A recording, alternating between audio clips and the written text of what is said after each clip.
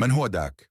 البيانات الشخصية: اسمه الحقيقي أحمد كمال جنادي، من ولاية عنابة الجزائر، من مواليد 5 جانفي 1997 تقريبا حسب المعلومات الموجودة. المسيرة الفنية: بدأ مشواره في الراب الجزائري وأصبح من الأسماء البارزة في الساحة. لديه عدة أغاني مشهورة مثل تكيني، لقيت نجاح كبير. أنابا ماكرا، أغنية صوتية تظهر ارتباطه بعنابة. TA3 البلد، تعاون مع لي اي. سنيك لاف من إنتاج حديث. 129 اتش من ألبوم أو مشروع كينج بون 129 اتش.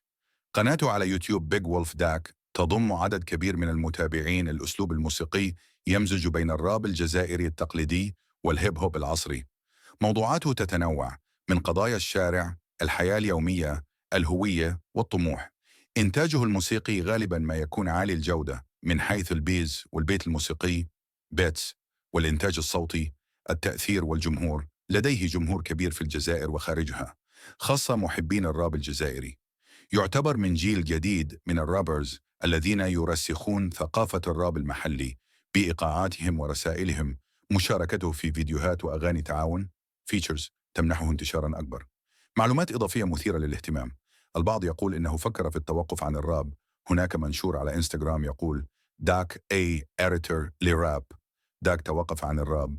لقب كينج بون مرتبط ببعض مشاريعه. يتواصل جدا مع متابعيه من خلال وسائل التواصل إنستغرام، يوتيوب.